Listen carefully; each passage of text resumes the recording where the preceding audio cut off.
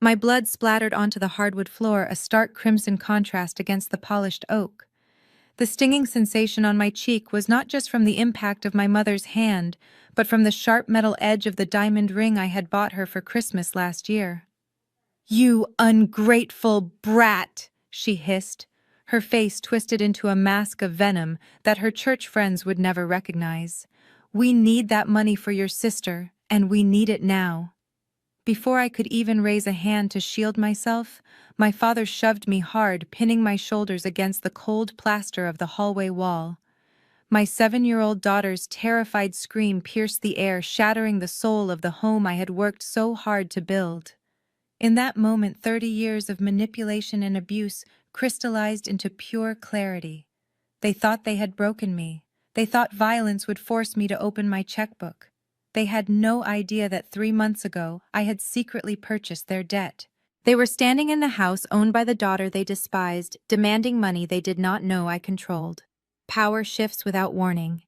My name is Jada, and at 32 years old, I am a forensic accountant who specializes in finding hidden assets and exposing financial fraud. I have taken down corrupt CEOs and money laundering rings in Chicago, yet I could never quite escape the grasp of my own parents, Desmond and Bernice. If you have ever felt like the ATM machine for a family that does not respect you, please hit the like button and subscribe. I am sharing this story to show you that sometimes the only way to heal is to burn the bridge while they are still standing on it. The Sunday afternoon had started deceptively quiet. I had invited my parents and my younger sister Ebony over for lunch, hoping to maintain some semblance of a relationship for the sake of my daughter Maya. But the peace lasted exactly 10 minutes. Ebony, the golden child of the family who had never worked a full 40-hour week in her life, was getting married. Her fiancé Hunter, a man from a wealthy white family that I had always suspected was broke, was lounging on my Italian leather sofa with his feet up drinking my expensive scotch. The explosion happened when Ebony threw a brochure for the Palmer House Hilton on my coffee table. She needed $75,000 for the venue deposit, and she needed it by tomorrow morning. When I calmly explained that I had already contributed $10,000 to her dress and would not be funding an entire luxury wedding, the atmosphere shifted from entitled to dangerous. My mother Bernice stood up slowly. She was a woman who wore her deaconess title like a shield, using scripture to justify her greed. She walked over to me, her eyes cold. "You have millions sitting in these accounts, Jada. We know you do. Your father and I sacrificed everything to raise you, and now you want to embarrass us by letting your sister get married in some cheap community hall. You are selfish. You have always been selfish." That was when the slap came. It was swift and practiced. The diamond ring caught my cheekbones, slicing the skin. I stumbled back, shocked not by the violence, but by the audacity. My hand flew to my face, coming away wet with blood. Maya screamed from the top of the stairs. "Mommy!" I turned to run to her, but my father Desmond, a man who preached about gentleness from the pulpit every Sunday, lunged at me. He slammed me against the wall, his forearm pressing against my windpipe. His breath smelled of peppermint and rage. "You listen to me, girl. You will write that check. Hunter's family is expecting a certain standard. We will not look like paupers because you want to hoard your money." From the living room, Hunter didn't even stand up. He just swirled his drink, a smirk playing on his lips as he watched my father assault me. "Easy there, Desmond Hunter," drawled his voice, dripping with that casual arrogance that made my skin crawl. "Don't damage her too much. She can't sign a check if her hand is broken. Just teach her some respect." I looked up at the staircase. Maya was shaking, clutching her teddy bear, her eyes wide with a trauma I had prayed she would never witness. I saw the fear in her eyes, and then I saw something else. I saw the cycle. I saw my own childhood reflected in her terror. If I fought back physically, my father would escalate. He would hurt me worse, or in the chaos, they might hurt Maya. I had to de-escalate. I had to be smarter. I needed to tap into the part of me that analyzed spreadsheets for the FBI. I needed to be cold. I let my body go limp against the wall. I dropped my hands to my sides in a gesture of total surrender. I forced tears into my eyes, not of pain, but of performative regret. I lowered my head, mimicking the beaten dog they wanted me to be. Please. I choked out, my voice trembling. Please, Daddy, stop. You are right. I am sorry. Desmond hesitated. He looked at Bernice, who was wiping a speck of my blood from her ring with a tissue, looking annoyed rather than remorseful. I am sorry, I repeated, looking directly at my mother. I didn't mean to be selfish. I am stressed with work. But you are right. Ebony deserves the perfect wedding. I will pay for the Palmer house. The tension in the room evaporated instantly. It was terrifying how quickly they switched from predators to satisfied customers. Desmond released me, smoothing down his shirt, as if he hadn't just choked his daughter. See, Bernice said, stepping forward to pat my uninjured cheek, ignoring the blood dripping onto my collar.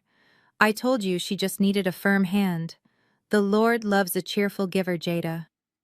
I took a deep, shaky breath, wiping the blood from my jaw. But I want to do more than that. I said, playing the most dangerous card in my deck. I don't want us to fight. I realized watching you today that I have been too distant. I want to help with the wedding properly. I looked at Hunter, then back at my parents. Why don't you all move in here, just until the wedding? My house has 6 bedrooms. It is closer to the city for the planning. Ebony and Hunter can take the master suite on the 2nd floor. Mom and Dad, you can have the guest wing. Let me take care of you. Let me make this right. Ebony squealed, jumping up from the chair she had been watching from. Oh my God, really? The master suite with the jacuzzi tub. Hunter sat up. His interest piqued. That would save us the commute from the suburbs. And your chef creates decent meals, I suppose. My father nodded solemnly, as if he were granting me a favor. That is a good Christian decision, Jada. It is time you opened your home to your family. We will bring our bags tomorrow. They bought it. They bought it hook, line, and sinker. They saw a broken woman trying to buy back her family's love. They saw a victim. I excused myself to go to the bathroom to clean up my face. As I locked the door and looked in the mirror, the trembling stopped. My reflection stared back at me, blood smeared across my cheek, but my eyes were dry and hard as flint. They had no idea. They didn't know that 3 months ago I had investigated a series of suspicious wire transfers from my father's church accounts. I had traced the money to an offshore gambling site registered to Hunter. I knew my parents had drained their retirement funds and secretly took out a 3rd mortgage on their house to cover Hunter's debts, thinking he was rich and just having liquidity issues. They didn't know that the bank was foreclosing on their home next week. And they definitely didn't know that I had formed an anonymous LLC and bought that non-performing loan. I was legally the owner of their house. I held their debt. I held their secrets. By inviting them into my home, I wasn't surrendering. I was bringing them into a controlled environment where I could record every conversation, document every abuse, and gather the final pieces of evidence I needed to send them to prison for fraud and embezzlement. I turned on the faucet, washing the blood away. The water swirled pink in the white porcelain sink. Let them come. Let them sleep in my beds and eat my food. They were walking into a lion's den, and they were too arrogant to see the teeth. The wedding was going to be spectacular, just not in the way they thought. The invasion began at 8 in the morning on a Tuesday. I stood by the front window of my living room watching a massive moving truck back into my driveway, crushing the blooming hydrangeas I had planted with Maya just last spring. The driver didn't even tap the brakes as the rear tires rolled over the flower bed, grinding the purple petals into the mud. It was a perfect metaphor for what was about to happen to my life. My father Desmond hopped out of the passenger seat, barking orders at the movers, as if he were the lord of the manor. He pointed at the front door, gesturing with his cane, looking every bit the patriarch he believed himself to be. My mother Bernice stepped out of her sedan behind the truck, holding a garment bag that looked like it contained enough sequins to blind a congregation. Ebony and Hunter arrived last in Hunter's leased BMW, looking less like family members moving in to help and more like tourists checking into a 5-star resort. I opened the front door, forcing a smile onto my face. Before I could even offer a greeting, Hunter brushed past me carrying a case of wine. He didn't look at me. He just scanned the foyer, nodding approvingly at the high ceilings and the crystal chandelier. "Nice place, Jada," he muttered, though his tone suggested he was surprised someone like me could afford it. "A bit gaudy for my taste, but it will do." Ebony followed him, dropping 2 heavy suitcases right in the middle of the hallway. She looked around, wrinkling her nose. "It smells like cleaning products in here. Did you scrub the floors yourself?" "We are going to need to get a professional service. My allergies can't handle cheap chemicals." I took a deep breath. "Welcome home," I said, my voice steady. The first battle line was drawn 20 minutes later. I had prepared the guest wing for my parents. It was a lovely suite with its own bathroom and access to the garden. I had assumed Ebony and Hunter would take the second guest room upstairs. I was wrong. I found Bernice in my master bedroom. She was currently sweeping my clothes off the hangers in my walk-in closet, tossing my silk blouses and tailored suits onto the floor in a heap. "Mom, what are you doing?" I asked, trying to keep the panic out of my voice. "This is my room. The guest suite is downstairs." Bernice didn't stop. She threw a pair of my heels into the corner. "Don't be ridiculous, Jada. Hunter has a bad back. He needs the California King mattress, and your father needs to be near the upstairs study to work on his sermons. You are young and healthy. You don't need all this space just for yourself. It is selfish." I looked at the pile of my belongings on the floor. My sanctuary. The room I had designed as a retreat from the world. "So where am I supposed to sleep?" I asked. Ebony walked in holding a glass of iced tea she had already helped herself to from my fridge. She leaned against the doorframe, smirking. "Well, since we are taking the other guest rooms for storage, and my dressing room, Dad said you could take the finished basement. It has a pull-out couch, doesn't it? Plus it is quieter down there. You won't disturb us when you leave early for work." The basement. They were banishing the owner of the house to the basement.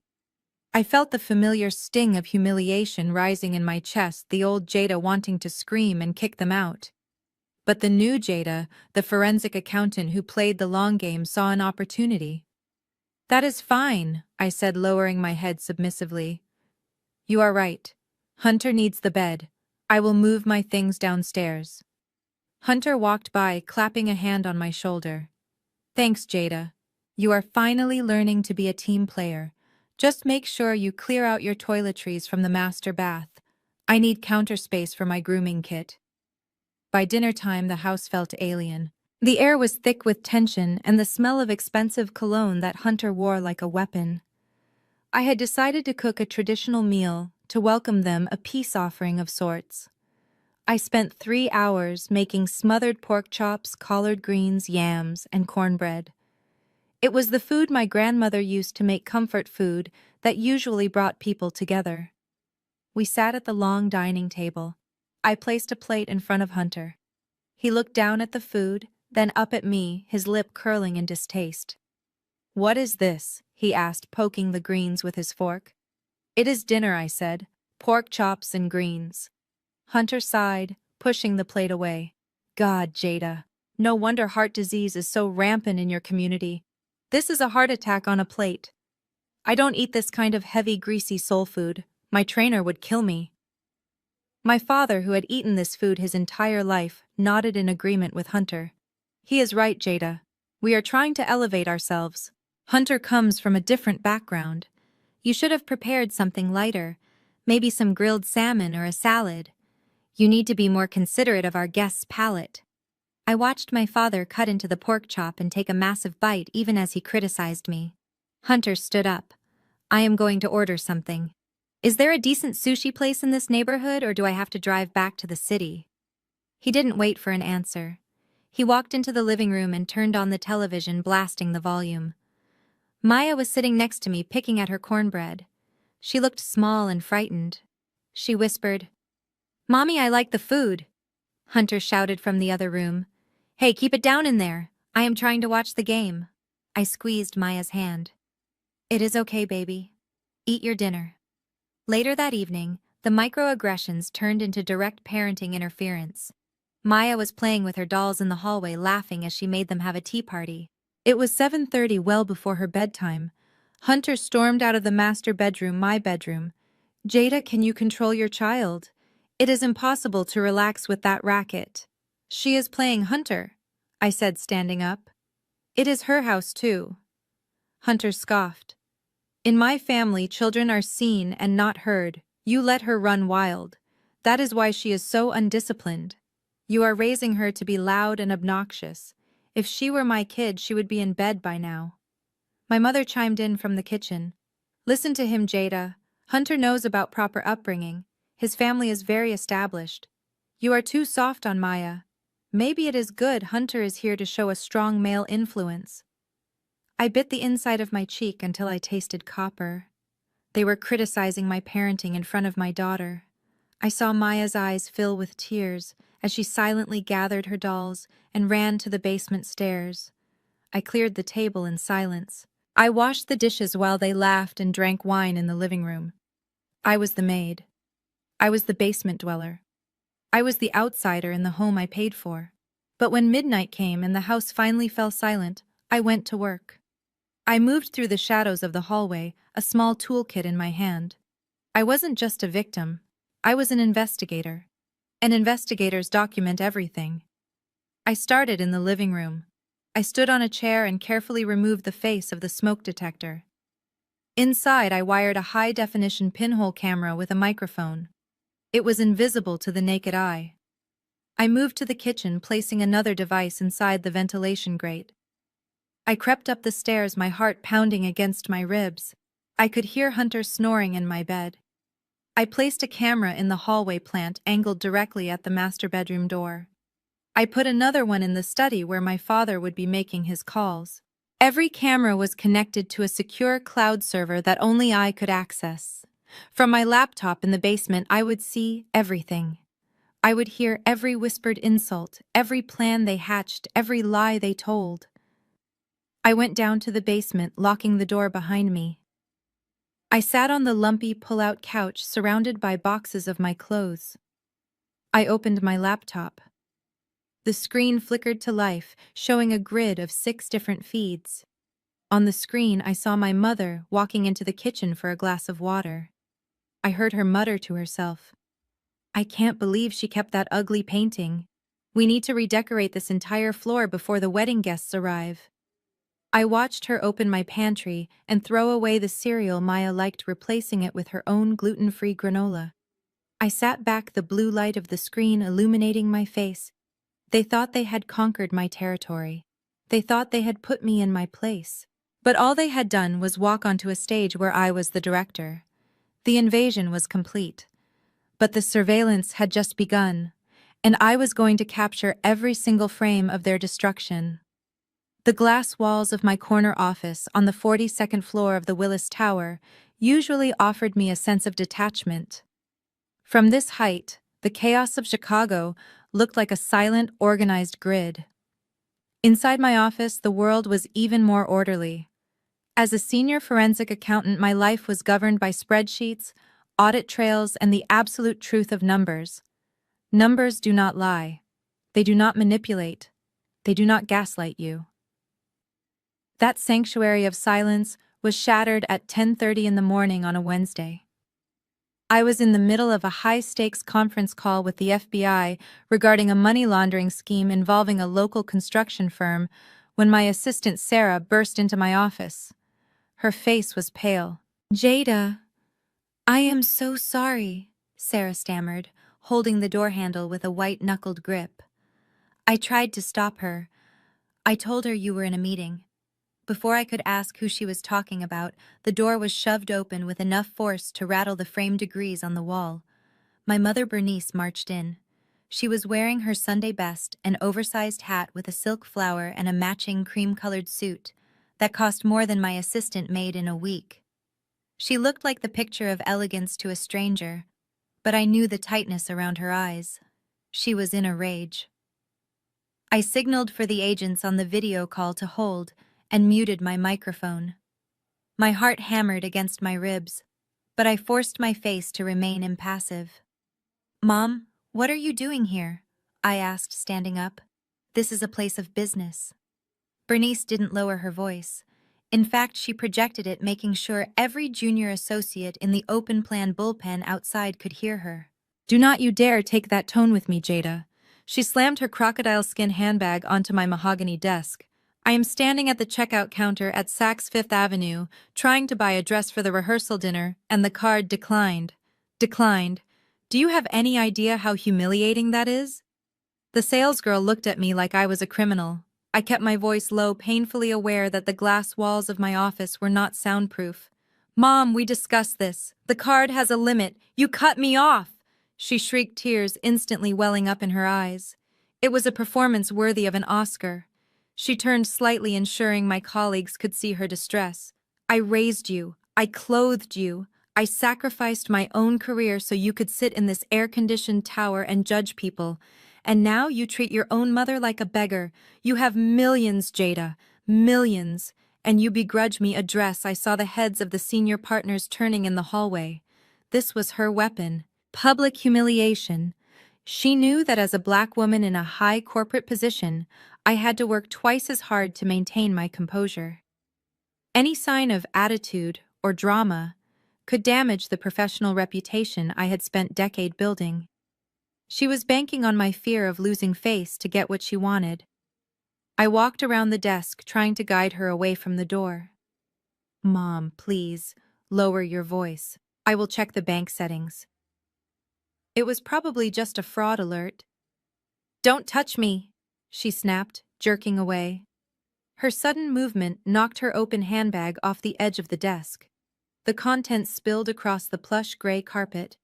A tube of lipstick, a heavy Bible, a bottle of prescription pills, and a thick wad of crumpled papers. Bernice gasped and dropped to her knees to scramble for her things. No, leave it alone, I will get it. But my instincts were faster. I am a forensic accountant. My brain is trained to spot anomalies in milliseconds. As I knelt to help her, my eyes locked onto the papers she was frantically trying to cover with her hand. They weren't just grocery receipts. I saw the distinct yellow carbon copy of a wire transfer slip. And underneath that, a pawn shop ticket dated 3 days ago. Time seemed to slow down. The forensic part of my brain took a snapshot. I saw the amount on the wire transfer, $9,000.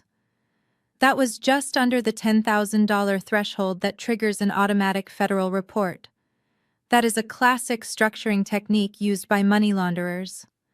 I also saw the recipient's name, or at least the first few letters of the LLC before she snatched it away. It started with H-U-N, Hunter, and the pawn shop ticket. It was for a vintage Rolex. My father's Rolex, the one he claimed was in the safe deposit box. I realized then that Bernice wasn't just spending my money, she was funneling cash. She was liquidating family assets and moving the funds somewhere else, likely to cover Hunter's gambling debts or something even darker. Jada, Bernice yelled, shoving the papers back into her bag and zipping it shut. Stop staring at me and fix the card. I stood up slowly. The shame I felt from my colleagues' stares was gone, replaced by the cold, hard thrill of the hunt. I had them. They were getting sloppy. I went to my computer and typed in a few commands. I pretended to be flustered, playing the part of the dutiful, intimidated daughter. I am sorry, Mom, I said, my voice trembling just enough to sell it. I see the error. I set the daily spending limit too low by mistake. I am removing the cap right now. It should work instantly. Bernice stood up, dusting off her knees. She sniffed, composing herself as if the tantrum had never happened. Well, good. See that it doesn't happen again. I have a reputation to uphold, even if you do not care about yours. She grabbed her bag and marched out, stopping briefly at Sarah's desk to glare at her. When she was gone, the silence rushed back into the room. I could feel the eyes of the entire firm on my back. My boss, a stern man named Robert, walked past my glass door. He paused, looked at me with a mixture of pity and concern, and kept walking. I didn't care. Let them think I was the weak daughter of a domineering mother. Let them think I was a doormat. I sat back down in my leather chair and unmuted the call with the FBI. I apologize for the interruption, gentlemen, I said, my voice steady and icy. A minor family emergency. Now let's get back to those hidden assets. As I spoke to the agents, my hands were already opening a new window on my screen. I pulled up the state business registry. I typed in the letters I had seen on the receipt. HUNT. There it was. Hunt Holdings LLC, registered in Florida 2 months ago. I opened my personal banking portal. I navigated to the credit card activity for the card Bernice held. I didn't just raise the limit. I activated a dormant feature called Level 3 Data Processing. It wouldn't just tell me the total amount she spent. It would tell me exactly what she bought down to the SKU number. If she wanted to buy a dress, fine. But if she tried to buy prepaid Visa gift cards or withdraw cash at the register, which is a common way to wash money, I would get an alert instantly. My mother had come to my office to humiliate me. She wanted to remind me that no matter how high I climbed in this tower, she could still drag me down. She thought she had won because she walked out with a working credit card. She didn't realize that by dropping her bag, she had just handed me the smoking gun. She wasn't just a toxic parent anymore. In my eyes, and soon in the eyes of the law, she was a suspect. And I was the auditor who was going to close her file permanently. The dinner table had become a stage for Hunter's ego, and my parents were his most devoted audience. By the time the main course was served, Hunter had consumed 3 glasses of my vintage Pinot Noir, and his speech had taken on the sloppy, overconfident cadence of a man who believes he is the smartest person in the room. He leaned back in my chair, swirling the wine glass with a pretentiousness that made my teeth ache. "You know, Jada," he said, pointing a fork at me, "the problem with your line of work is that it is reactionary. You are looking at money that has already moved. You are a historian of finance. Real wealth is made by predicting the future. It is about leverage." My father Desmond nodded vigorously, cutting his steak with enthusiasm. "That is profound, son. Leverage. Jada, are you listening? Hunter understands how the economy actually works. You could learn something if you put down your little calculator." I slowly chewed a piece of broccoli, forcing myself to swallow the urge to laugh. I wanted to tell them that leverage was exactly why Hunter had a credit score in the low 500s. I wanted to tell them that the only thing Hunter predicted was which team would cover the spread on Sunday Night Football. But I stayed silent. I was the investigator, and investigators let the subject talk until they hang themselves. "You should let me manage your portfolio." Jada Hunter continued, his eyes glassy. "I have been looking into some emerging markets in Southeast Asia. High risk, high reward. A conservative bean counter like you is losing money every day by letting it sit in mutual funds. Hand it over to me. I will double it in 6 months." Bernice clapped her hands together. "Oh, Jada, that is a wonderful offer. Hunter is offering to help you for free. You should be grateful. Family helping family." I looked at Hunter. I saw the desperation behind his arrogance. He needed access to my capital because his own wells had run dry. "I will think about it, Hunter," I said, my voice flat. After dinner, the performance moved to the kitchen. My parents and Ebony retired to the living room to watch a reality show, leaving me to clear the table. I was stacking plates into the dishwasher when I felt a presence behind me. The air suddenly smelled of expensive cologne and stale wine. Hunter was standing too close, much too close. I moved to step aside, but he planted his hand on the granite countertop, effectively trapping me between his body and the sink. "You are so uptight, Jada," he murmured, his voice dropping to a low, suggestive register that made my skin crawl. "You need to relax. That is your problem. You have no man, no release. You are just a ball of stress walking around in a pencil skirt." "Excuse me?" I said, gripping a dirty knife tightly in my hand, keeping it below the counterline. "You are in my personal space. Move." Hunter laughed, a wet, breathy sound. He leaned in closer, his chest brushing against my shoulder. "You know you are actually much more attractive than Ebony, she is pretty sure. But you have got that fire. I like a woman who is difficult. It makes breaking her more fun." My stomach churned. This was the man my parents practically worshipped. This was the Christian gentleman they wanted me to emulate. He was a predator drunk on my wine and his own delusion. I looked him dead in the eye. If you do not step back in the next 2 seconds, Hunter, I will break your fingers. And I will do it with a smile.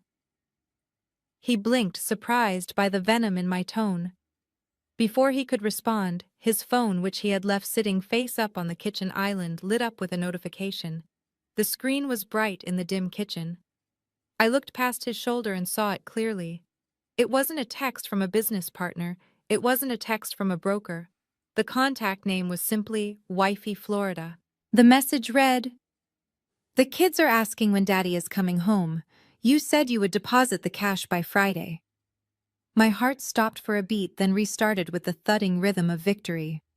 Wifey. Not mistress. Not girlfriend. Wifey. Hunter followed my gaze. He saw the notification. Panic flashed across his face, instantly sobering him up. He snatched the phone off the counter and shoved it into his pocket, stepping back from me as if he had been burned. Just then, Bernice walked into the kitchen holding her empty wine glass. "Hunter," she called out cheerfully, "come pour your mother-in-law a little more of that delicious red, and tell me more about that investment idea." Hunter spun around, his predatory grin instantly replaced by the mask of the dutiful son-in-law. "Of course, Mom," he said, his voice smooth and charming. "I was just telling Jada how lucky I am to be marrying into such a supportive family. She was giving me some great advice on the wedding flowers." He walked past me, patting my shoulder in a brotherly way, as if he hadn't just sexually harassed me 30 seconds ago, as if he wasn't hiding a secret family in another state. I stood by the sink, listening to them laugh in the living room. I looked down at my hands. They were shaking, not from fear but from adrenaline. He had a wife in Florida. He had kids. He was committing bigamy.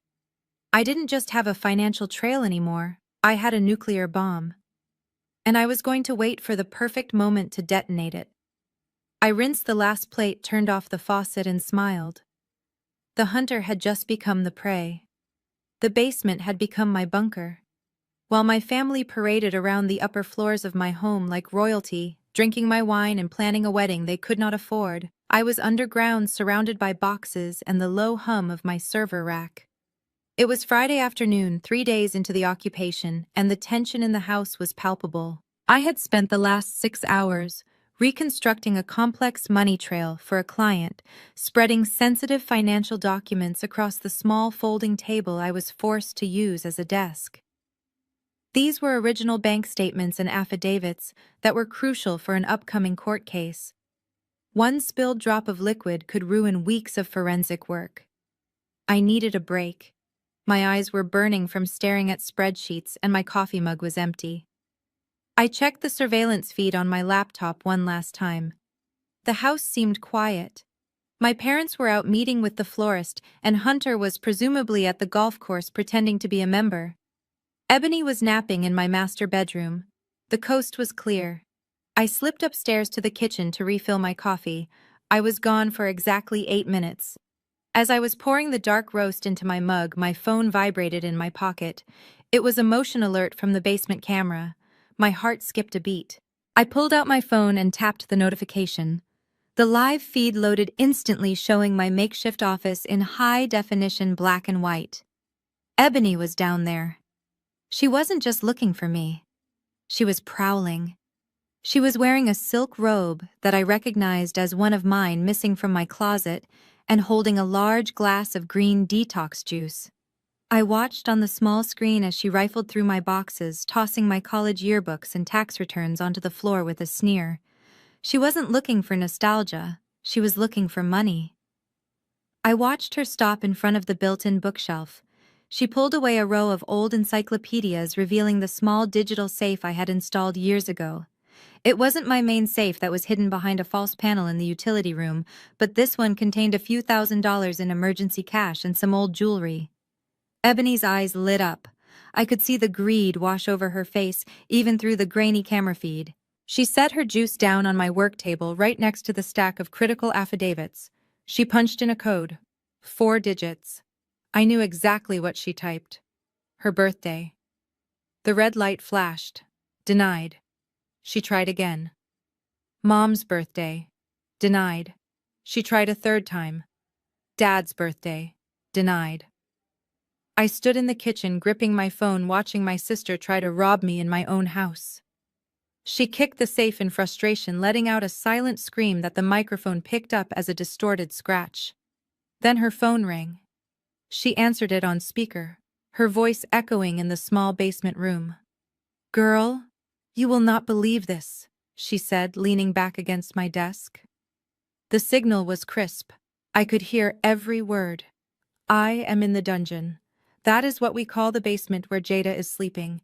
I am trying to find some cash. This wedding is bleeding me dry and Hunter is being so stingy." I turned up the volume on my phone, holding it to my ear like a lifeline. The voice on the other end was one of her bridesmaids, a girl named Tiffany, who was just as shallow as Ebony. Tiffany asked about the rehearsal dinner. "It is going to be fabulous," Ebony bragged, twirling a lock of hair. "But honestly, I just want this over with. I need access to his accounts. He keeps saying his assets are tied up in offshore investments, but once we are married I get spousal access. I am going to upgrade my car the day we get back from the honeymoon." Then came the pivot. The conversation shifted and Ebony's voice dropped lower, conspiratorial and venomous. "But honestly, Tiff, I do not know how I am going to stomach the honeymoon. He is so gross. Have you seen the way he eats? And his breath always smells like stale bourbon. I have to close my eyes and pretend he is Tyrell just to let him touch me." Tyrell, her ex-boyfriend from college. The one who worked as a personal trainer and had zero ambition, but according to Ebony, was the love of her life. Tiffany laughed on the other end. "Well, girl, you secure that bag? Fake it until you make it." "I am faking it all right," Ebony scoffed. She paused, looking around the room to ensure she was alone. She didn't know the smoke detector above her head was recording every syllable. "There is something else," she whispered. "You cannot tell a soul. Not even your mom." I held my breath in the kitchen. "I am late," Ebony said. Tiffany shrieked. "Late? You mean pregnant?" "Oh my God, Ebony. That is perfect.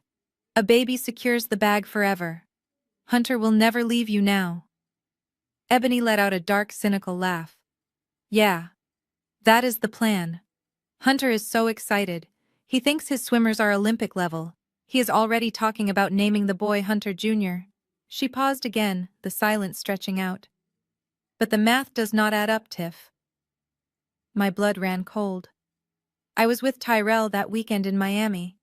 You know, when I told Hunter I was at a yoga retreat, it was Tyrell, and we were not doing yoga. I watched the screens stunned. My sister wasn't just a gold digger, she was committing paternity fraud. She was planning to pass off another man's child as the heir to a fortune that didn't even exist. "So it is," Tyrell's Tiffany whispered. 100%, Ebony said. "But Tyrell is broke. He cannot buy me a house in the suburbs. Hunter can. So this baby is going to be light-skinned enough to pass, and by the time anyone notices the nose shape, I will have the ring, the house, and the alimony secured." I lowered the phone slowly. This was it. This was the nail in the coffin. Not only was Hunter a bigamist, but Ebony was pregnant with another man's child. This marriage was built on a foundation of lies so deep they were practically in the earth's core. On the screen, Ebony finished her call. She looked down at the table where she had been leaning. She finally noticed the papers she was resting her hand on. She picked up the top sheet. It was a forensic audit report of a shell company marked with red ink and highlighters. "Forensic audit," she read aloud, her brow furrowing. She flipped through the pages. She saw the complexity. She saw the professionalism. She saw the evidence of a career she always mocked but secretly envied. She looked at the papers, then at the safe she couldn't open. The jealousy on her face twisted into something ugly and childish. She picked up her glass of green detox juice. It was thick, slimy, and full of spinach and kale. "Oops," she whispered to the empty room. She tilted the glass. I watched in horror as the thick green sludge poured out over my documents. It soaked into the bank statements. It pooled over the affidavits. It ruined the ink, turning precise numbers into blurry, illegible stains. She didn't stop until the glass was empty. She dropped the glass on top of the soggy mess, wiped her hands on her robe, and turned to leave. I realized this wasn't just vandalism. This was hate. Pure, unadulterated resentment for the fact that I had built something real while she was building a house of cards. I waited for her to come up the stairs. I moved away from the kitchen, retreating to the living room so she wouldn't suspect I had seen her. When she walked past me a minute later, she was smiling. "Hey sis," she said, sweet as pie. "Just went down to check on you, but you weren't there. It smells a little musty down there. You should really light a candle." I looked at her. I looked at her stomach where a secret was growing that would destroy her life.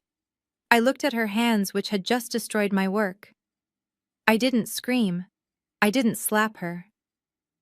"Thanks for checking on me," I said, my voice eerily calm. "I will go down and clean up." I walked down to the basement. The smell of kale and wet paper hit me instantly. The sight of the ruined documents made my stomach lurch. That was 40 hours of billing time. That was evidence for a trial. But as I looked up at the blinking red light of the smoke detector, I realized the trade-off. She had destroyed a few $100s worth of paper, but she had given me a recording worth millions. She had given me the truth about the baby. I carefully picked up the soggy papers and threw them in the trash. Then I sat down at my laptop, rewound the footage, and saved the clip to 3 different hard drives. I labeled the file simply, "The Baby Trap." Ebony thought she had won this round because she made a mess. She didn't realize that in my world, mess is just evidence waiting to be analyzed. And I had just gathered enough evidence to bury her. The house above me was silent, a mausoleum of lies built on a foundation of debt and delusion. It was 3 in the morning, the witching hour for most, but for a forensic accountant, this was the golden hour. While my family slept in the beds, I paid for dreaming of a wedding, funded by money they did not have. I was awake in the basement, bathing in the cool blue glow of 3 high-definition monitors. I had spent the last 2 hours building a digital cage, and now I was ready to lock the door. I started with my father. Desmond liked to present himself as a pillar of the community, a shepherd leading his flock at New Hope Baptist Church. He preached about stewardship and financial responsibility, thundering from the pulpit about the evils of greed. I pulled up the public property records for the church. It was a matter of public record, accessible to anyone who knew where to look, yet no one ever looked. People trusted their pastor. That was their mistake. I navigated to the County Recorder of Deeds website. My fingers flew across the keyboard, executing a title search on the church building itself, a historic brick structure that had been fully paid off by the congregation 10 years ago. Or so everyone thought. The screen refreshed, and there it was, a lien. My heart didn't break. It hardened. 6 months ago, a second mortgage had been taken out on the church property. The amount was staggering. $400,000. The signature on the loan documents was unmistakable. Reverend Desmond Williams. I opened a second window, accessing the church's filed tax returns and the operating accounts that I had access to from a pro bono audit I had done for them years ago. I still had the administrator passwords. I shouldn't have used them, legally speaking, but the statute of limitations on my morality had expired the moment my mother slapped me. I traced the loan disbursement. The money hit the church's capital improvement fund on a Tuesday. By Thursday, it was gone. It hadn't gone to roof repairs or the new soup kitchen my father had promised the deacons. I followed the wire transfer numbers like a bloodhound tracking a scent. The funds were funneled into a shell entity called Divine Consulting Group. It sounded legitimate, religious even. But when I pulled the articles of incorporation for Divine Consulting, the registered agent wasn't a contractor or an architect. It was a P.O. box in downtown Chicago. I ran a cross-reference on the P.O. box against my family's personal records. It matched the billing address for a specialized credit card, Ebony's credit card. I sat back in my chair, the hum of the computer servers, the only sound in the room. My father had mortgaged the house of God to pay for his daughter's vanity. I pulled up the statements for divine consulting. The $400,000 hadn't been invested, it had been incinerated. First-class flights to Milan, a leased Porsche Cayenne, designer handbags, VIP tables at clubs, and most damning of all, a series of cash withdrawals amounting to $50,000 labeled simply as wedding venue hold. They were stealing from the offering plate to fund a party. My father wasn't just a bad parent, he was an embezzler. He was looking at 10 to 15 years in federal prison for fraud. I saved every document, every digital footprint into a folder I named the Judas File. Then I turned my attention to Hunter. If my parents were criminals out of desperation and love for their golden child, Hunter was a criminal out of pure parasitic necessity. I had his name, his date of birth, and the knowledge of his secret LLC in Florida. That was all I needed to peel back his skin. I logged into a subscription-based background check service used by private investigators. I punched in Hunt Holdings LLC. The corporate status was active, but the financials were a disaster. The company had zero revenue. It was a ghost ship. But what caught my eye was the litigation history. Hunter Vance was a defendant in 3 separate civil lawsuits in Miami-Dade County. I pulled the court dockets. Plaintiff 1, the Mirage Casino and Resort. Amount owed $85,000. Plaintiff 2, a private lending firm that specialized in high-risk, high-interest loans, essentially legalized loan sharks. Amount owed $120,000. Plaintiff 3, Sarah Vance. I paused. I clicked on the filing for Sarah Vance versus Hunter Vance. It wasn't a business dispute. It was a petition for child support enforcement. I read the filing. Sarah was his wife, legally. There was no divorce decree on file. The document stated that Hunter had abandoned the marital home 6 months ago, claiming he was going to Chicago for a business opportunity that would pay off all their debts. He had left her with 2 children, ages 4 and 2, and a mountain of unpaid bills. I looked at the dates. He had met Ebony 3 months after fleeing Florida. He hadn't fallen in love with my sister. He had targeted her. He saw a girl who projected wealth, whose family looked established, and he latched on like a tick, hoping to use her, or rather my money, to pay off the sharks who were undoubtedly threatening to break his legs. I dug deeper into his recent transactions. I found a series of frantic emails linked to his cloud account, which had a pitifully weak password. Subject: Final warning. Body: you have until the 15th, Vance. If the wire doesn't hit, we send someone to pay you a visit. Chicago isn't that far. The 15th. That was the day after the wedding. The picture was now complete, and it was terrified in its clarity. My parents were drowning, having sacrificed their morality and their freedom to keep Ebony afloat. Ebony was pregnant by another man, trapping a husband she despised to maintain an image. And Hunter was a desperate con man on the run from the mob, marrying Ebony solely to get access to the dowry he thought my parents were providing. They were a circle of drowning swimmers, each trying to climb on top of the other to breathe, and I was the only life raft. I looked at the clock. It was 4:15 in the morning. My eyes were dry, burning with fatigue, but my mind was razor sharp. I had them. I had them all. I wasn't just going to stop the wedding. I was going to dismantle their lives with the precision of a surgeon. I began to compile the master presentation. I dragged the video of the assault, the audio of Ebony's confession, the church mortgage documents, and Hunter's marriage license into a single password-protected slideshow. I formatted the slides.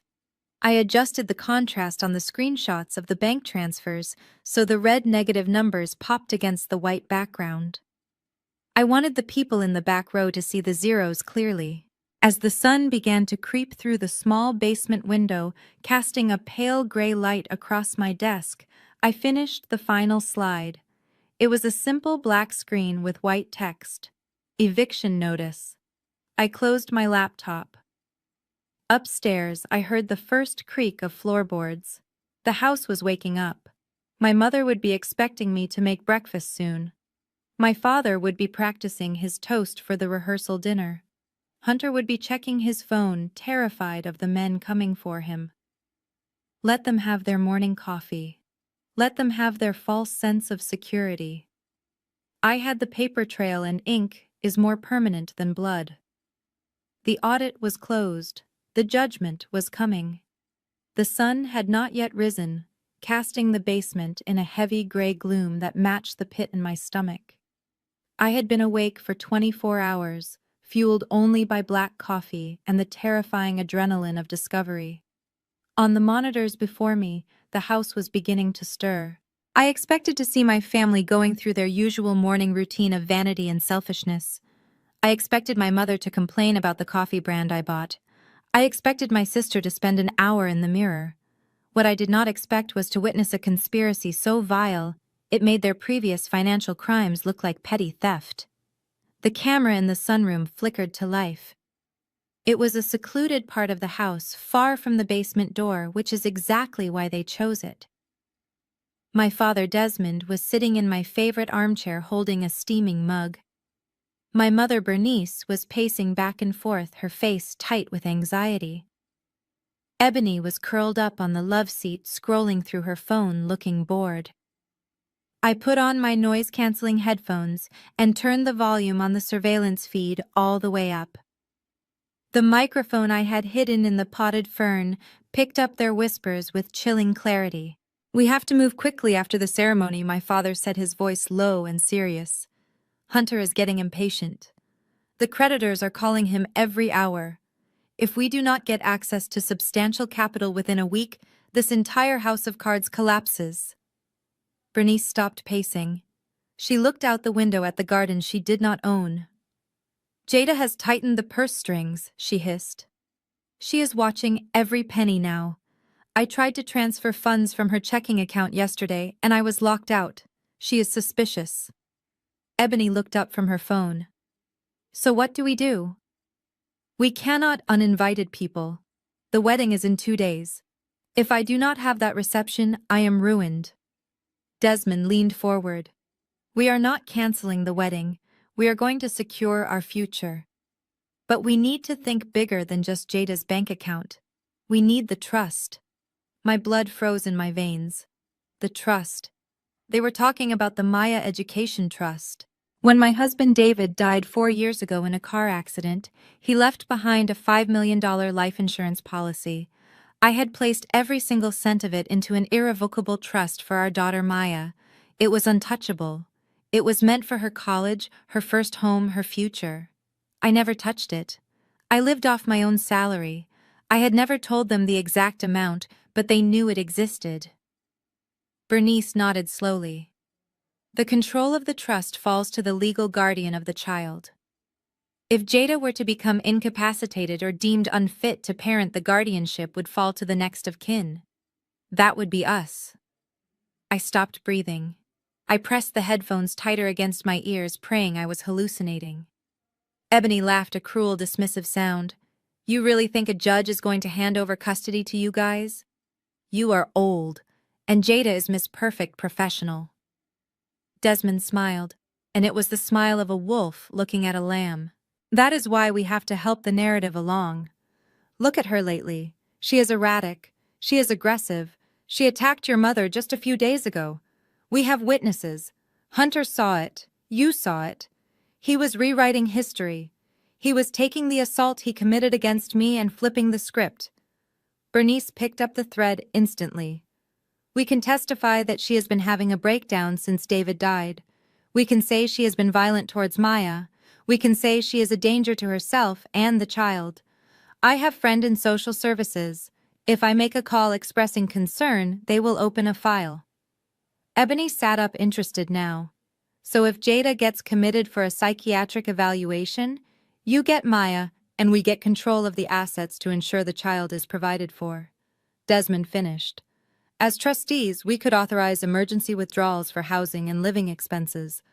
We could pay off the church mortgage. We could pay off Hunter's debts. We could live comfortably for the rest of our lives." I stared at the screen, my hands trembling so violently I could barely hold the mouse. They were not just planning to steal my money, they were planning to steal my daughter.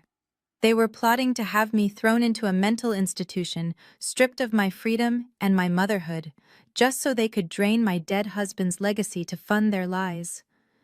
Ebony inspected her fingernails. I do not want to take care of the kid, though. Maya is annoying. Bernice waved her hand dismissively. You would not have to. We will hire a nanny with the trust money, or send her to boarding school in Switzerland. The point is, we get the power of attorney. Boarding school. They were going to ship my 7-year-old daughter across the ocean just to get her out of the way. Desmond stood up looking satisfied. It is the only way. Jada has become a liability. She is ungrateful and hard-hearted. Scripture says to honor thy father and mother. She has failed to do that. We are simply correcting her path.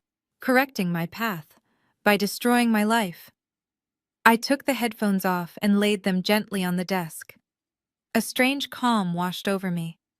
It was the calm of a soldier who has run out of ammunition and picked up a knife. Up until this moment, I had been playing defense. I had been gathering evidence to protect my finances and maybe eventually get a restraining order.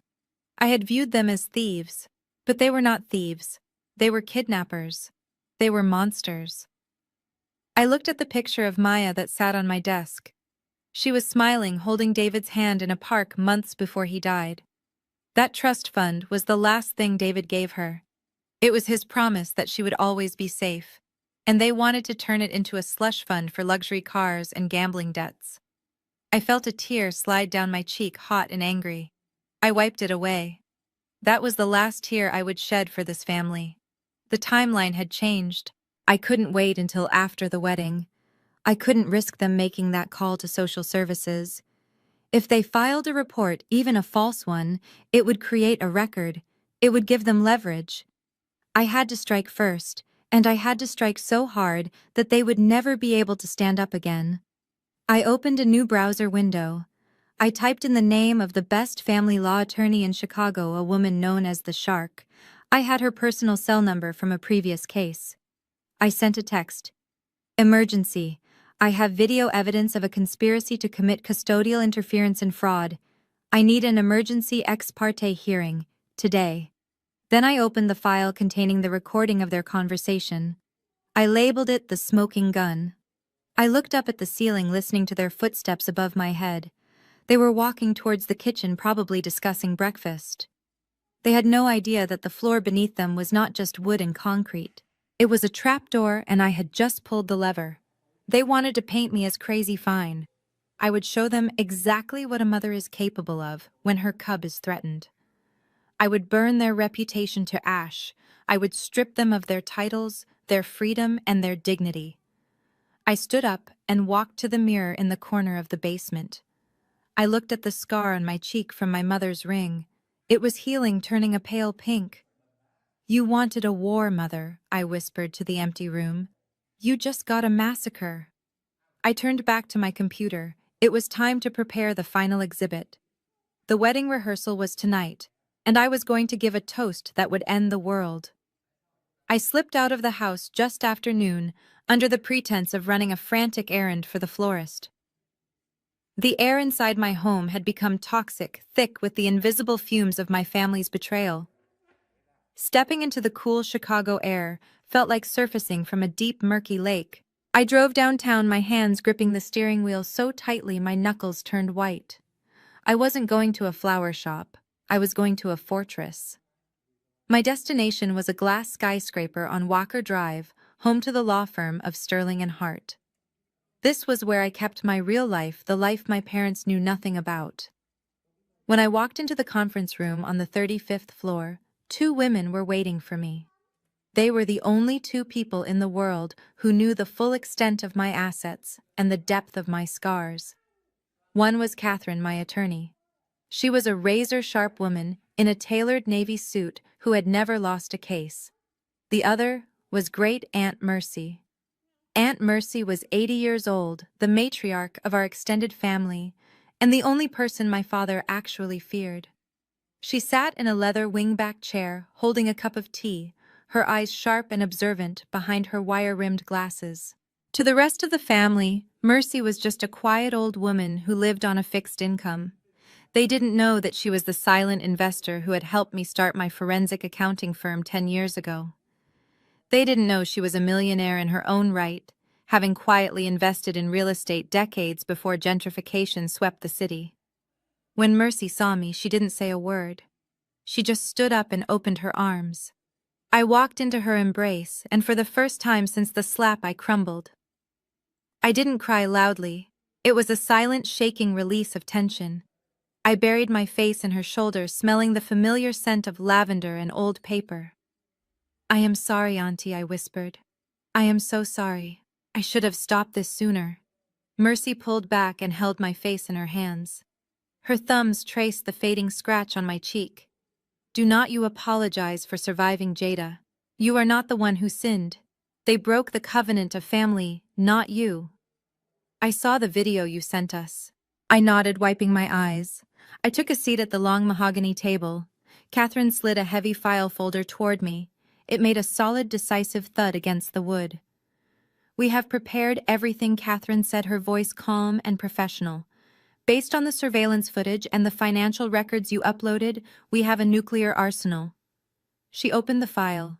The first document was a restraining order. "This is based on the assault and the conspiracy to commit custodial interference," Catherine explained. "Once the judge signs this, which he will within the hour, your parents and sister will not be allowed within 500 feet of you or Maya. If they violate it, they go straight to jail." She flipped the page. The second document was an eviction notice. "Since you own the mortgage on their home through your LLC, and they have defaulted on the last 3 payments, you have the right to immediate possession. We are skipping the usual grace period because of the criminal intent proven in your recordings.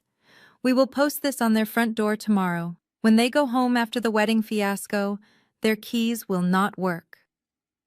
Then came the third document. It was the heaviest of all. A draft indictment for fraud and embezzlement. "This is for the church funds," Catherine said. "We have traced the $400,000 directly to Ebony's wedding vendors and Hunter's debts. This is grand larceny and wire fraud. Your father will be stripped of his pastoral license. He will likely face 5 to 10 years. Your mother, as a signatory, is an accomplice." I looked at the papers. These weren't just legal documents. They were death certificates for the people who raised me. I felt a wave of nausea. It is a terrible thing to destroy your own bloodline even when it is necessary. "Are we sure?" I asked, my voice small. "Is there no other way? Maybe if I just threatened them with this, they would back down. Maybe I can just make them leave." Aunt Mercy leaned forward. Her eyes were hard as flint. "Jada, listen to me. You are thinking like a daughter. You need to think like a mother." She reached across the table and took my hand. "I heard what they said on that tape." Mercy said, her voice low and fierce. "They want to put you in a mental institution. They want to ship Maya to a boarding school so they can drive cars they didn't earn. That is not a mistake. That is evil. If you show them mercy today, they will come back tomorrow with a sharper knife. You have to cut the rot out, completely." I thought of Maya. I thought of the way she flinched when Hunter walked into a room. I thought of my husband David and how hard he worked to build that trust for her. "You are right," I said, my spine straightening. "I can't let them near her. Ever again." Catherine nodded. "Then we proceed with the plan. We serve them at the rehearsal dinner." "No," I said, a new idea forming in my mind. The forensic accountant in me saw a way to maximize the impact. "We don't just serve them papers, we expose them. If we just hand them envelopes, they will lie about it later. They will spin a story to the church that I am vindictive. They will play the victim." I looked at Catherine. "I need the police there, but not just for protection. I need them there to arrest Hunter." Catherine raised an eyebrow. "For the bigamy." "For the bigamy," I confirmed. "And for the fraud. I want him in handcuffs before the dessert is served. And I want the eviction notice projected on the screen where the slideshow is supposed to be. I want the entire congregation to see exactly who their shepherd is." Mercy smiled, a small, grim expression of approval. Let the truth be the light, she said. We spent the next hour finalizing the details. We arranged for private security to be at the perimeter of the garden. We coordinated with the detective in charge of the financial crimes unit who had been investigating Hunter separately. As I signed the final affidavit, I felt a strange sensation. The fear was gone. The guilt was gone. In their place was a cold, steely resolve. I wasn't a victim anymore. I was the executioner. Mercy walked me to the elevator. She hugged me one last time. Wear the red dress tonight, she whispered. The one you bought in Paris. You are not a servant in your own house, Jada. You are the queen. Dress like one. I stepped into the elevator and watched the doors close. I was going back to the war zone. I was going back to the insults, the demands, and the lies. But this time I was walking in with a loaded gun hidden in my smile. The preparations were done. The allies were in place. The trap was set. All that was left was to spring it. The sun was beginning to set on the evening before the rehearsal dinner, casting long, bloody shadows across the backyard. The house was buzzing with frantic energy as the caterers arrived to set up the tent, but I had retreated to the patio with Maya. It was the only place where the air didn't feel recycled by the lungs of liars. Maya was sitting on the grass playing with Barnaby, our 12-year-old golden retriever mix. Barnaby was the only male figure Maya had known since her father died. He was slow, arthritic, and possessed a heart made of pure marshmallow. He was currently lying on his back, letting Maya weave dandelions into his fur, his tail thumping a gentle rhythm against the earth. Hunter was pacing on the terrace above us, shouting into his cell phone. I knew exactly who he was talking to. The loan sharks were calling. I could hear the tremor in his voice, the desperate promises of money he didn't have. He slammed the phone down on the glass table and looked around, his eyes wild and bloodshot. He needed a target. He needed something to hurt because he was terrified of being hurt himself. Barnaby, sensing the tension, rolled over and let out a low, inquisitive woof. It wasn't aggressive. It was the sound of an old dog asking if everything was okay. Hunter snapped. "Shut up!" he screamed, his face twisting into a mask of unadulterated rage. "Shut that mongrel up!"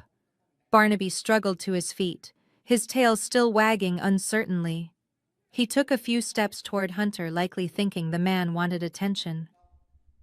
"No, Barnaby, stay," I called out, sensing the danger. But I was too slow. Hunter didn't step back. He stepped forward. With a violence that made the world stop spinning, he drew back his leg and kicked Barnaby. The sound was sickening.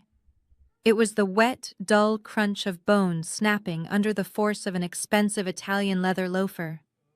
Barnaby didn't bark. He screamed. It was a high-pitched human sound of agony that I will never forget as long as I live. My dog was lifted off the ground by the impact, landing in a heap on the flagstones, thrashing and yelping, his back leg dangling at a horrifying angle. Mommy Maya shrieked. It was a sound of pure terror. She threw herself toward the dog, tears instantly exploding from her eyes. I was across the patio in a heartbeat.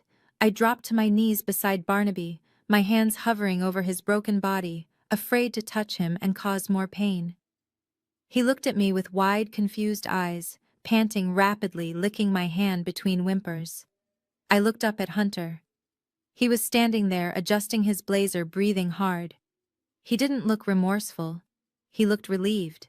He had just transferred his pain onto an innocent creature. "You monster!" I whispered, my voice trembling with a rage so potent it felt like poison. "You kicked him. You broke his leg." Hunter scoffed, looking down at us with disdain. He tried to bite me. I was defending myself. "Did you see that, Desmond?" He lunged at me. My parents had rushed out onto the patio at the sound of the scream.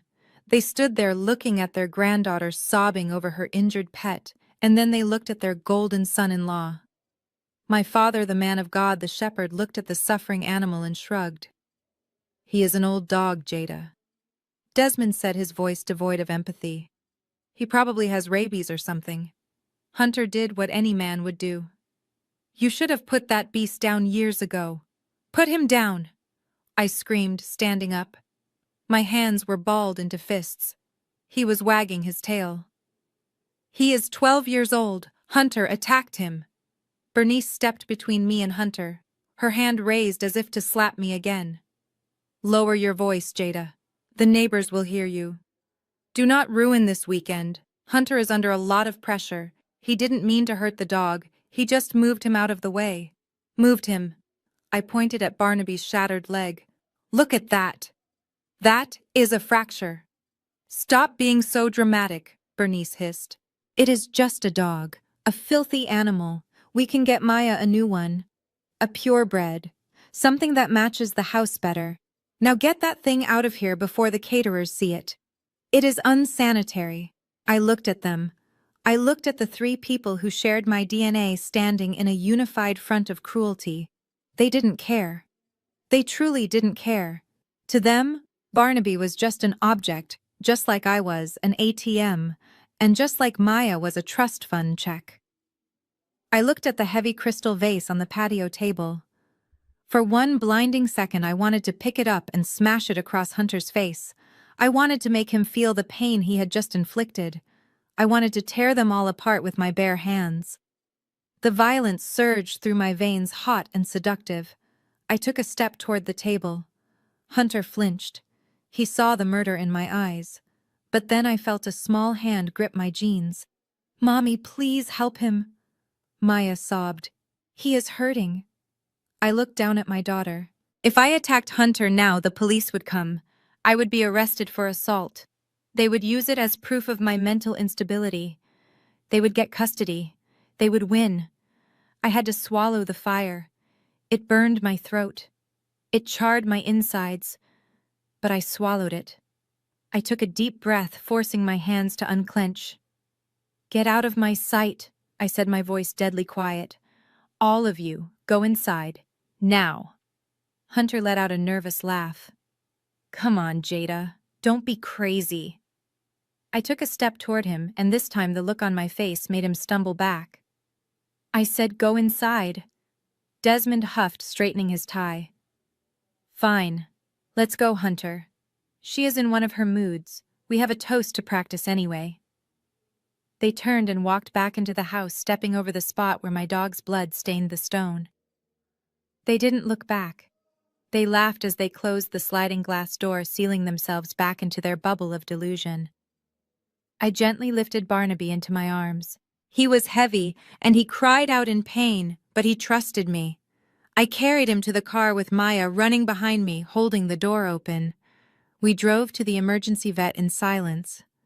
Maya sat in the back seat, her hand on Barnaby's head, whispering prayers she had learned in Sunday school. I drove with one hand on the wheel and one hand on my phone, dialing the private number of the detective I had met with earlier. "This is Jada," I said when he answered.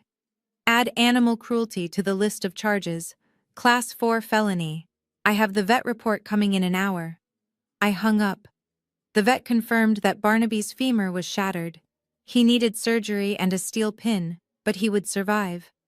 As I sat in the waiting room holding my weeping daughter, I felt the final tether snap. There was no mercy left in me, no hesitation, no lingering wish for reconciliation. They had hurt the only 2 things in the world that loved me unconditionally. I looked at the clock on the wall. It was 9 at night. The rehearsal dinner started in 20 hours. I leaned down and kissed Maya's forehead. "Mommy, why are they so mean?" she asked, her voice small and broken. "They are not just mean, baby," I said softly. "They are finished." I stood up and walked to the window, looking out at the city lights. My reflection stared back at me. I looked different. The fear was gone. The sadness was gone. I looked like a hurricane waiting to make landfall. Let them drink my wine tonight. Let them sleep in my sheets. Let them think they have gotten away with it one last time. I whispered to the glass, my voice barely a breath but heavy with the weight of a final judgment. Tomorrow. It all ends tomorrow. The sun began to dip below the horizon, painting the Chicago sky in hues of bruised purple and burnt orange. It was the perfect backdrop for a lie. My backyard, the one I had landscaped with my own hands, and money had been transformed into a scene from a bridal magazine. White silk tents rippled in the gentle breeze, and thousands of fairy lights were strung through the ancient oak trees, casting a soft golden glow over the manicured lawn. The air smelled of expensive lilies, and the slow roasted prime rib being prepared by the catering team. It was breathtaking. It was expensive. And it was completely fraudulent. I stood by the entrance to the garden, invisible in the shadows. My mother Bernice had been very specific about my attire for the evening. While the guests were instructed to wear summer pastels and linens, to match the garden party theme, she had told me to wear black. Simple, unadorned black. She claimed it was slimming. She claimed it was elegant. But we both knew the truth. She wanted me to blend in with the catering staff. She wanted to ensure that no one mistook me for someone important. In her mind, I was not the hostess. I was the help. I smoothed the fabric of my dress, feeling the cold, hard weight of the flash drive in my pocket. It was the only accessory I needed. The guests began to arrive in a stream of luxury sedans. These were the pillars of my father's world. There were deacons from the church, local council members, and wealthy business owners my parents were desperate to impress. I watched as Desmond and Bernice greeted them at the gate, playing the role of the benevolent patriarch and matriarch to perfection. Desmond was wearing a tuxedo that he had charged to my credit card before I cut him off. He laughed loudly, shaking hands and clapping men on the back. I could hear snippets of their conversation drifting over the jazz music. "Desmond, this place is magnificent," one of the deacons said, gesturing to my house. "I had no idea the Lord had blessed you so abundantly. You have been holding out on us." My father chuckled, a sound that used to make me feel safe, but now made my skin crawl. "Well, the Lord provides for those who walk in his path. We wanted a sanctuary for our family, a place where our children could bring their spouses and feel the comfort of home." He was claiming my house. He was taking credit for the mortgage I paid, the taxes I filed, and the maintenance I oversaw. He was building his reputation on the foundation of my labor. I stepped forward, holding a tray of crystal champagne flutes. A woman I recognized as the choir director turned to me. She didn't look at my face. She just looked at the tray. "Oh, thank you," she said, taking a glass. Then she turned back to my mother. "Bernice, you must be so proud. Ebony looks like an angel. And Hunter comes from such a good family. You have truly done well raising them." I moved away before I could say something that would ruin the surprise. I walked through the crowd, a ghost in my own garden. I saw Hunter holding court near the bar. He was drinking heavily again, his face flushed. He was telling a group of men about his offshore investments, spinning webs of fiction that would have been impressive if they weren't so easily verifiable. I saw the way his eyes darted to the gate every few minutes. He was terrified. He was waiting for a process server or a loan shark to crash the party. He didn't know they were already here. I had positioned the private security team I hired at the perimeter. They were dressed in plain clothes, looking like drivers or additional staff. They weren't there to keep people out. They were there to keep Hunter in. The music faded, and the sound of a spoon chiming against a glass cut through the chatter. My father stood on the raised platform that had been set up for the toasts. He adjusted the microphone, beaming at the crowd. The spotlight hit him, and for a moment he looked exactly like the man I used to adore. He looked powerful. He looked righteous. "Welcome, everyone." Desmond boomed, his voice rich and practiced. "Welcome to our home." The crowd applauded. I stood near the audiovisual booth, my hand hovering near the laptop that controlled the large projection screen behind him. "We are gathered here to celebrate love," Desmond continued. "The love between my beautiful daughter Ebony and her wonderful fiancé Hunter. But we are also here to celebrate family. You know, the Bible tells us that a good man leaves an inheritance to his children's children." I clenched my jaw. The audacity was breathtaking. He was stealing my daughter's inheritance to pay for this charade. He went on. "Raising two daughters was not easy. There were trials, there were tribulations. But Bernice and I always prioritized love. We taught them integrity. We taught them that truth is the only path to salvation. And looking at Ebony today, I see the fruit of that labor. She is a woman of virtue, a woman of grace. Ebony sat at the head table preening. She looked beautiful on the outside, but I knew the rot that was growing within her. I knew about the baby. I knew about the lies. And Hunter, my father said, gesturing to the man who had kicked my dog. A son I never had, a man of honor, a man who respects God's creation, a man who respects God's creation. The image of Barnaby's shattered leg flashed in my mind. The sound of his scream echoed in my ears. I looked over at the table where the police officers I had coordinated with were sitting. They were in uniform, but they had been invited under the guise of providing security for the high-profile guests. Desmond thought they were there to protect him. He gave them a nod of acknowledgement from the stage. Desmond raised his glass high. So let us raise a glass to truth, to legacy, and to a love that hides no secrets. The crowd murmured their agreement, raising their glasses, and now Desmond said, checking his watch, "We have prepared a special video tribute, a look back at the journey that brought us here, a celebration of the love that binds this family together." This was it. My father turned to look at the screen. Bernice clapped her hands in anticipation. Hunter leaned back in his chair, looking bored but smug.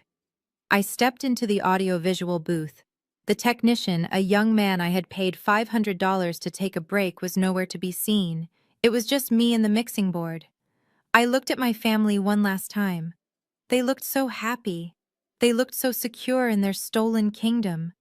I plugged in the flash drive. The laptop recognized the device instantly. Folder name, The Truth. File name, Judgment Day. I didn't hesitate. I didn't tremble. I wasn't the scared little girl in the hallway anymore. I was the hand of God, and I was about to flip the table. I pressed enter. The music cut out abruptly. The soft romantic slideshow of Ebony and Hunter's engagement photos did not appear. Instead, the screen went black for a long, heavy second. The crowd fell silent, confused by the technical glitch. My father tapped the microphone nervously. "It seems we have a small technical difficulty," he joked. "Jada, can you check on that?" I picked up a microphone from the booth. My voice boomed across the garden, amplified by the expensive sound system they had forced me to rent. "There is no difficulty, Father," I said. "The video is working perfectly." He squinted into the darkness, trying to find me. "Jada, what are you doing?" "I am doing what you taught me," I said, stepping out of the shadows. "I am celebrating truth, and I am revealing the secrets that bind this family together." I hit the space bar.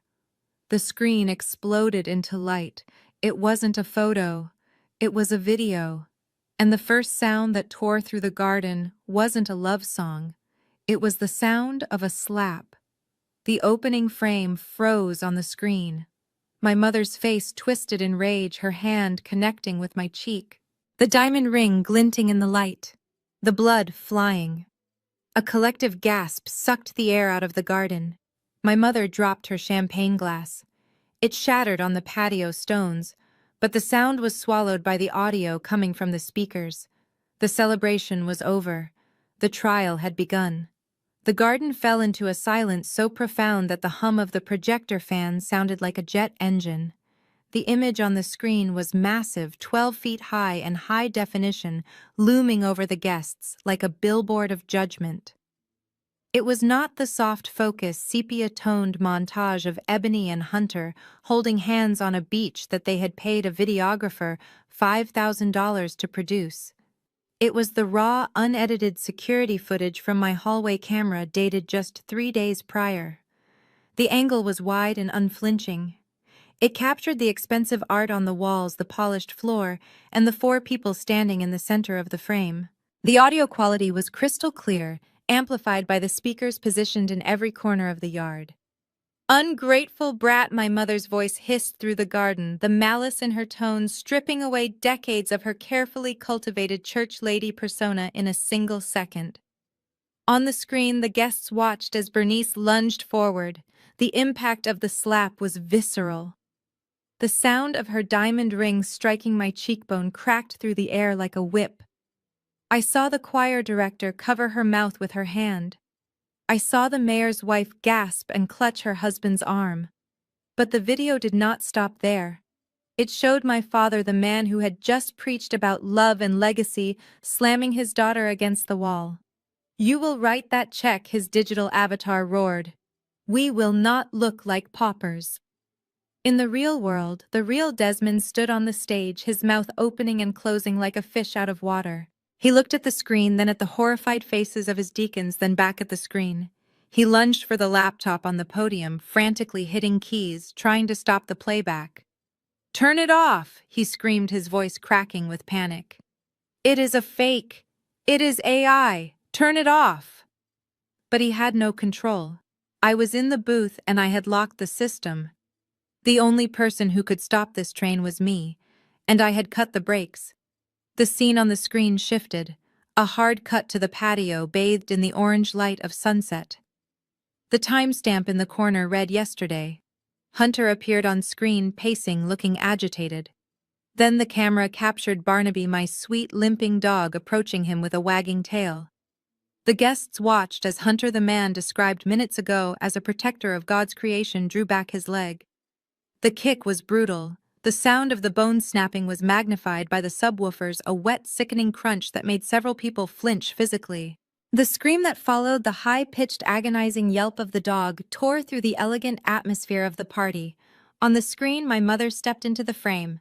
"Just a filthy animal," she said. "Get that thing out of here before the caterers see it." The reaction in the garden was instantaneous and volatile. You could hear the shift in the air.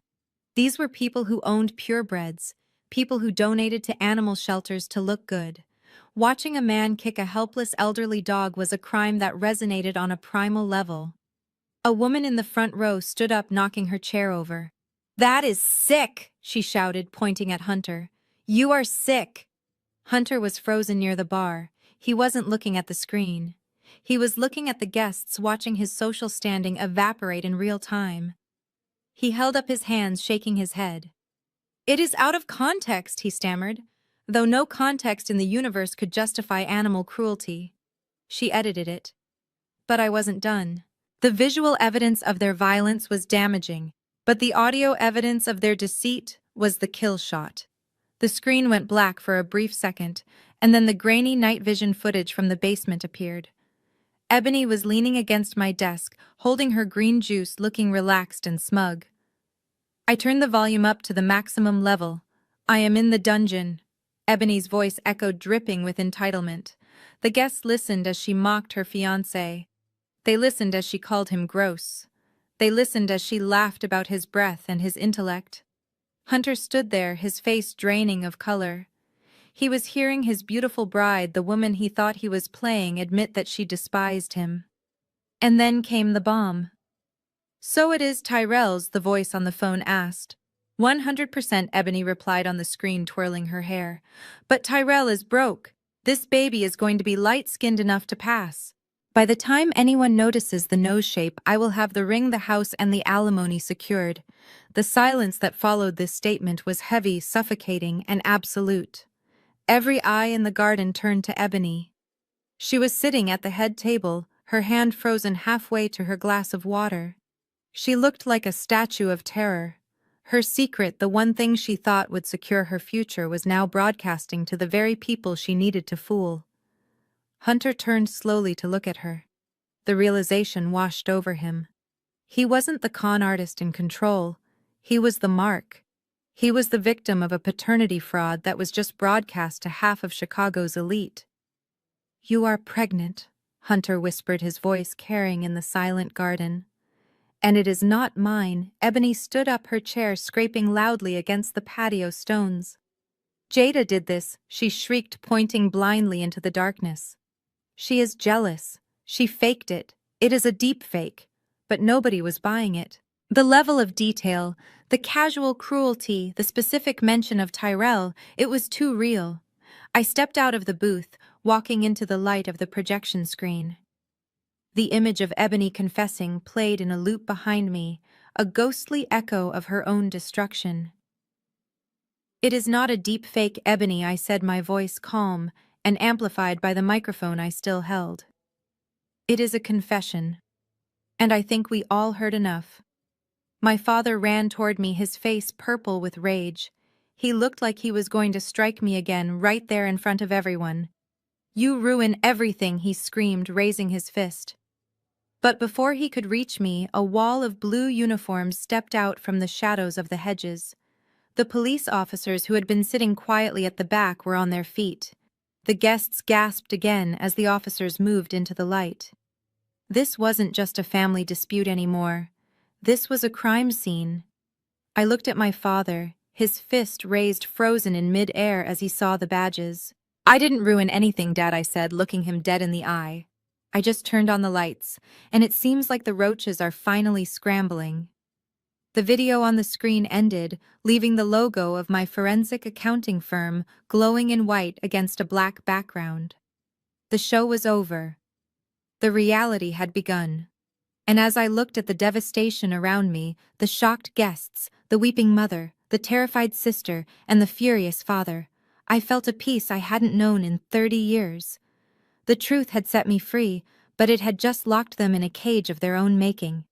The silence in the garden was no longer the stunned silence of shock. It had mutated into the heavy, suffocating silence of judgment. The video of the abuse had faded to black, but I was not done. I stood alone in the center of the patio, the microphone heavy in my hand, feeling the eyes of every deacon, business partner, and socialite burning into me. They were waiting for an explanation. They were waiting for me to apologize for ruining the party. Instead, I clicked the remote in my hand one more time. The massive projection screen behind me flickered to life again. This time, there was no video. There was a document. It was blown up to 12 feet tall, crisp and undeniable. It was a marriage license issued by the state of Florida County of Miami-Dade. The date was from 4 years ago.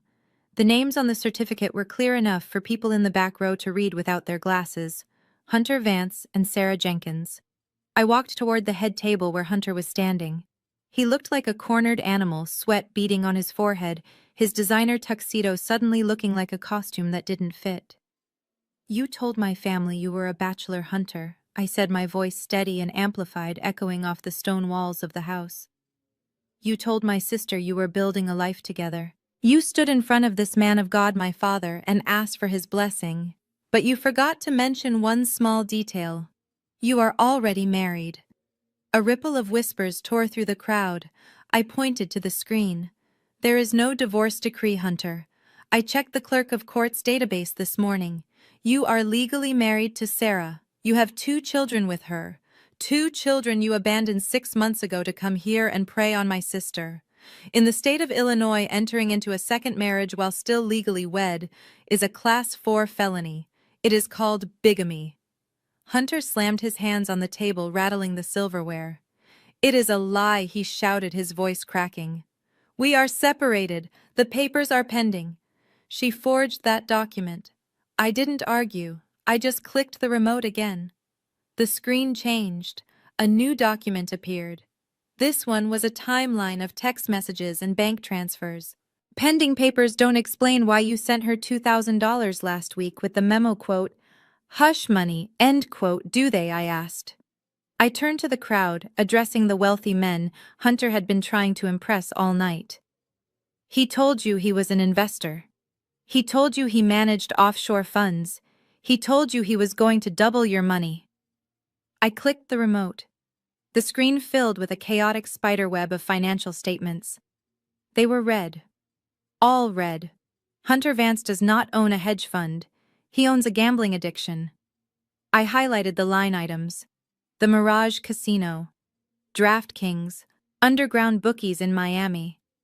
He owes $215,000 to private lenders who are not known for their patience. He didn't propose to Ebony because he loved her. He proposed because he thought my parents were rich. He thought the dowry and the wedding gifts would cover his debt before his kneecaps got broken. I looked at Ebony. She was staring at the screen, her mouth open, her face a mask of absolute horror. The man she was trapping with a baby was not a golden ticket. He was an anchor, and he was dragging her straight to the bottom of the ocean. "He is broke, Ebony," I said softly into the microphone. "He has negative net worth. He was going to use your wedding money to pay off loan sharks. And when that ran out, he would have drained your credit too." The humiliation was total. But the final blow came from the table near the buffet. An older couple dressed in impeccably tailored suits stood up. They were Hunter's parents, or at least the people posing as his wealthy benefactors. They looked at the screen, then at their son, and then at the crowd of judging faces. They didn't rush to his side. They didn't defend him. They did the only thing people obsessed with status know how to do. They cut their losses. Hunter's father buttoned his jacket, grabbed his wife's elbow, and began to walk briskly toward the exit. "Mom." Dad Hunter called out, his voice small and pathetic. "Where are you going?" His mother didn't even look back. She just quickened her pace, desperate to escape the blast radius of her son's explosion. Hunter watched them leave. He watched his safety net vanish. He looked around the garden. The deacons were shaking their heads. The neighbors were recording on their phones. My parents were staring at him with a mixture of confusion and betrayal, too stunned to speak. He was alone. And a narcissist alone is a dangerous thing. He turned his eyes to me. The fear in his face vanished, replaced by a pure, unadulterated hatred. I was the source of his pain.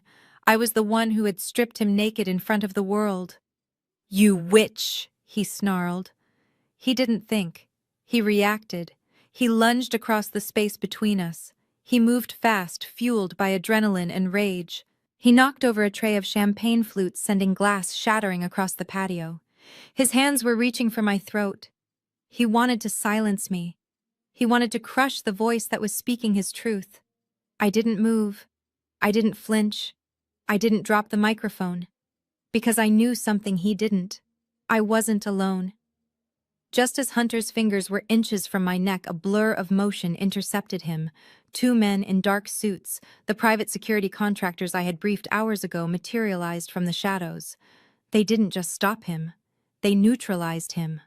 One guard caught Hunter's arm, twisting it behind his back with a practiced fluid motion. The other swept his legs. Hunter hit the stone patio with a bone-jarring thud. The air left his lungs in a wheezing gasp. "Get off me!" he screamed, struggling against the weight of the guard's knee pressed into his spine. "Do you know who I am?" I walked over to where he lay pinned to the ground. I looked down at him, at the dirt staining his tuxedo, at the spittle on his lips. "Yes, Hunter," I said, my voice echoing through the silent garden. "We know exactly who you are. You are a fraud. You are a bigamist. And now you are a trespasser."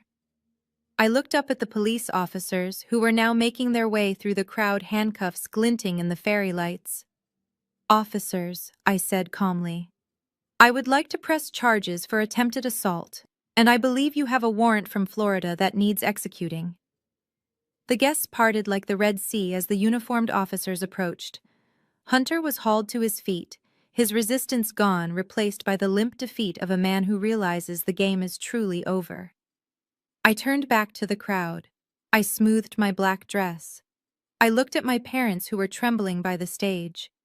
"I told you," I said to them, my voice devoid of anger, filled only with a cold, final resolution. "I am cleaning house, and I am just getting started." Hunter was in the back of a squad car, watching his life disintegrate through reinforced glass, but the real architects of my misery were still standing on the patio. My parents and my sister were huddled together near the stage, looking like survivors of a shipwreck. They were trembling, their eyes darting around the garden, looking for sympathy from the guests, who were now looking at them with unmasked disgust. My mother Bernice tried to salvage the unsalvageable. She stepped toward the remaining deacons, wringing her hands, tears streaming down her face. "We did not know," she wailed, her voice trembling with a performance of victimhood. "We were deceived. Hunter tricked us. He ruined our family. Please, you have to believe us. We are victims here too." I tapped the microphone. The sound echoed through the yard, sharp and unforgiving. "Stop it, Mother," I said. My voice was not loud, but it was absolute. "You were not tricked. You were accomplices. And Hunter was just a symptom of your greed. He didn't bankrupt you. You did that all by yourself." I clicked the remote one more time. The screen behind me shifted. Gone were the images of Hunter's gambling debts. In their place was a document that made my father's knees buckle. It was a foreclosure notice, but not just any notice. It was the deed to their house, the house I grew up in, the house they had leveraged to fund their lies. "You took out a second mortgage on the church, Dad," I said, addressing him directly.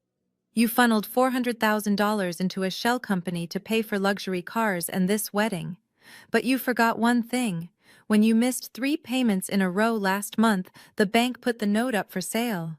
Desmond stared at the screen, his face turning an ashy gray. "How do you know that?" he whispered. "That is confidential." It was confidential, I agreed. Until I bought it. I let that sink in. I watched the realization dawn on him. He wasn't looking at his daughter anymore. He was looking at his creditor. "I formed an LLC 3 months ago." I continued pacing slowly across the stone patio. "I purchased your non-performing loan from the bank. I own the debt. I own the mortgage. And as of this morning, I own the title." I reached into the pocket of my black dress and pulled out a folded piece of paper. I held it up. It fluttered in the evening breeze. "This is an eviction notice," I said. "It is effective immediately." Bernice screamed. It was a raw, ugly sound. "You cannot do that. That is our home. We raised you there. You raised me to be a bank account, not a daughter." I shot back. "And that house is not yours. It belongs to me. And since I have evidence of you plotting to kidnap my child and defraud a trust, I am exercising my right as the property owner to remove squatters who pose a criminal threat." I looked at the security guards. "Change the locks on the Sycamore Avenue property tonight," I ordered. "If they try to enter, have them arrested for trespassing."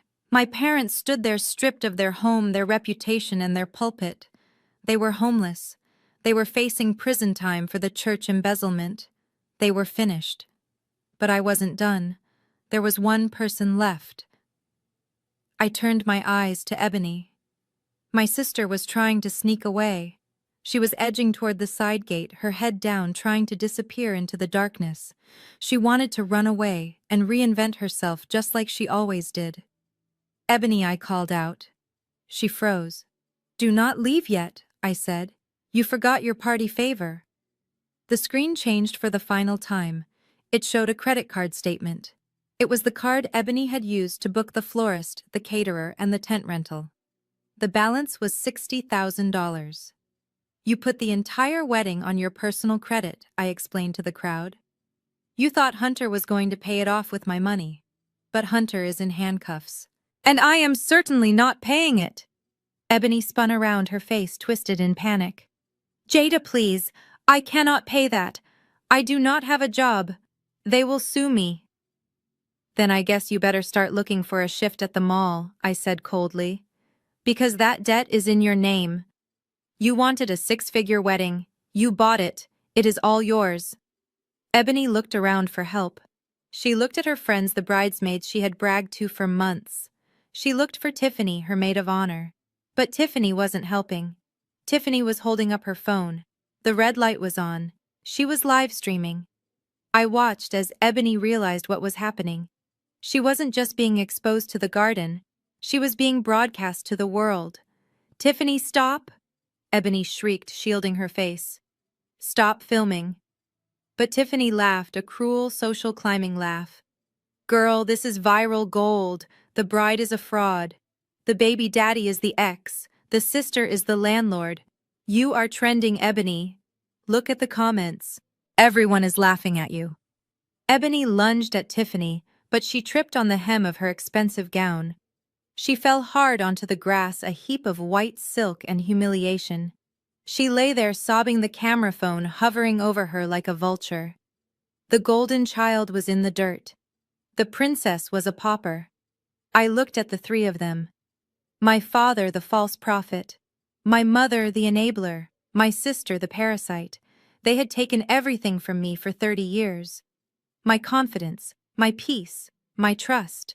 Tonight I took it all back, with interest. I signaled to the security team.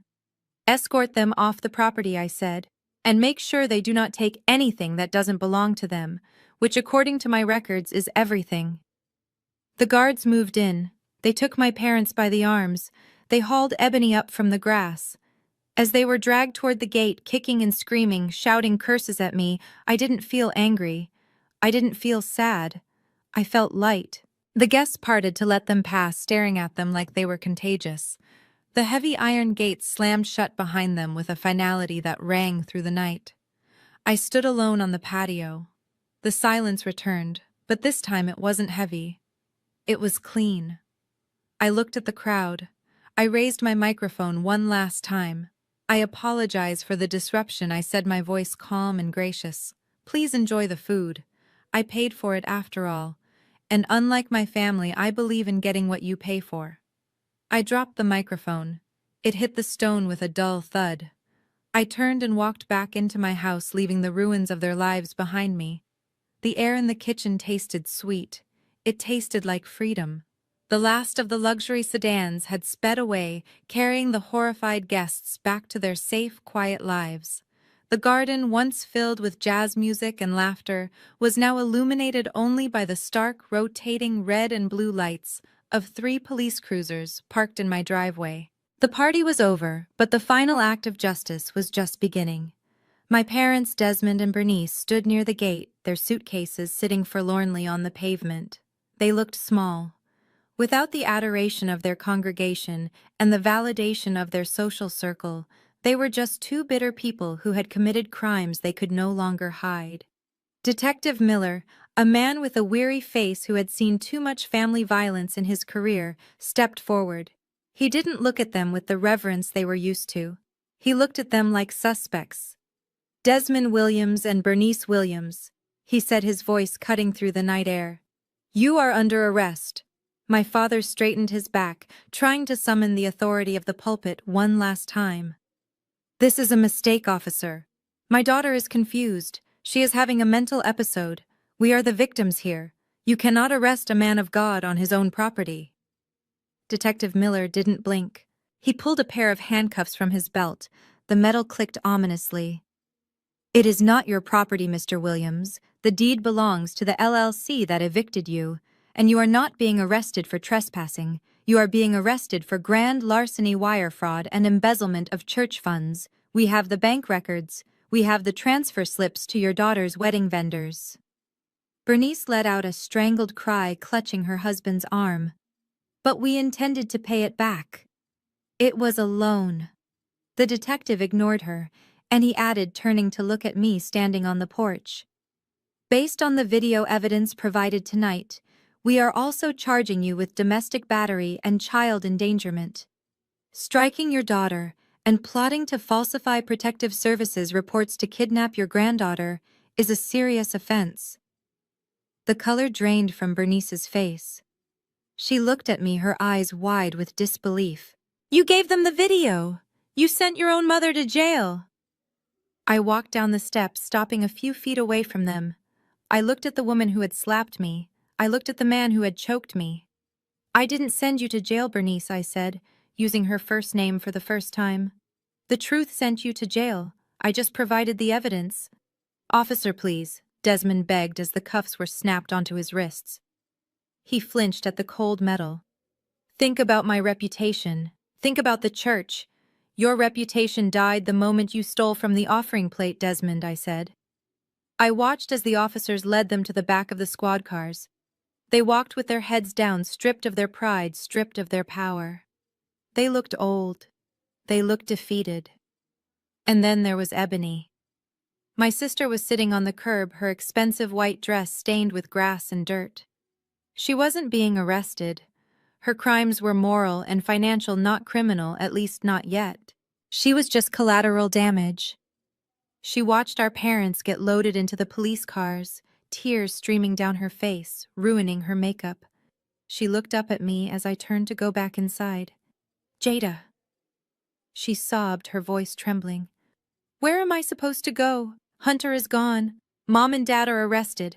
I have no money. I have nowhere to sleep. I stopped. I looked at the sister who had tried to rob my safe. The sister who had planned to trap a man with a baby that wasn't his. The sister who had mocked me for years while spending my money. You are a smart girl, Ebony, I said, my voice devoid of pity. You figured out how to spend $60,000 on a wedding. I am sure you can figure out how to rent a motel room. But I am pregnant, she screamed. Then I suggest you call Tyrell, I said. Maybe he has a couch you can crash on. I signaled to the security guard standing by the gate. Close it, and do not let her back in. I walked into the house and locked the door behind me. The sound of the heavy deadbolt sliding into place was the most beautiful sound I had ever heard. An hour later, the house was quiet. The police were gone. The caterers had packed up the uneaten food and left. The silence wasn't empty. It was full. It was full of peace.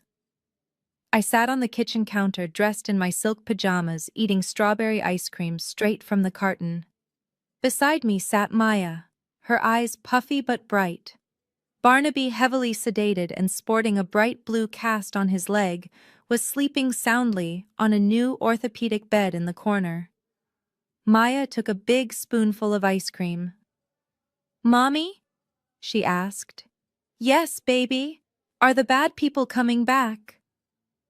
I looked at the front door. I had already called a 24-hour locksmith.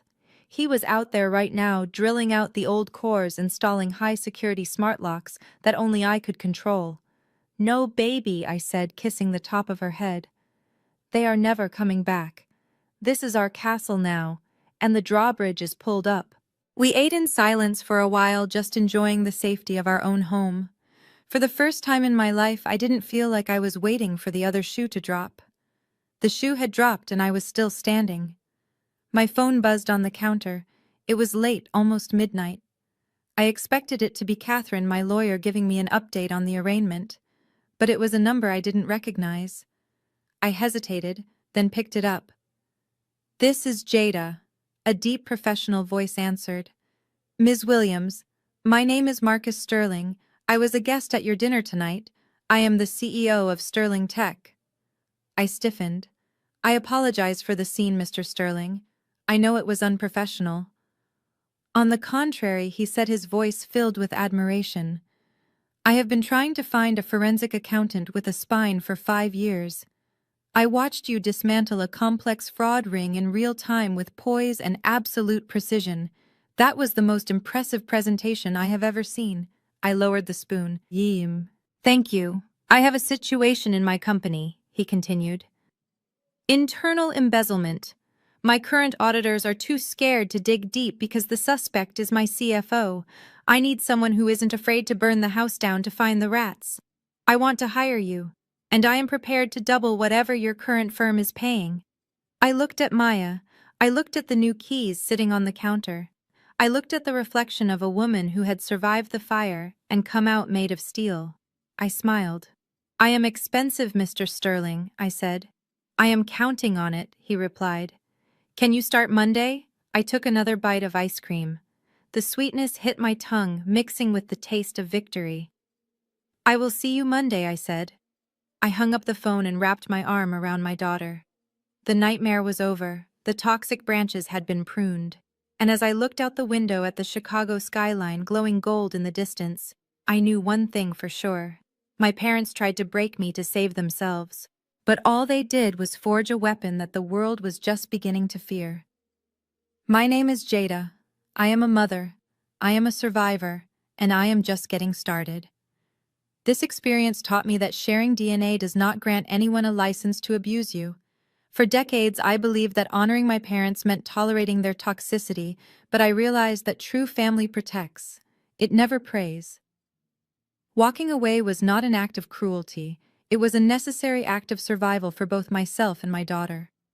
We often fear the collapse of our old lives, but sometimes burning a bridge is the only way to light the path to a healthy future.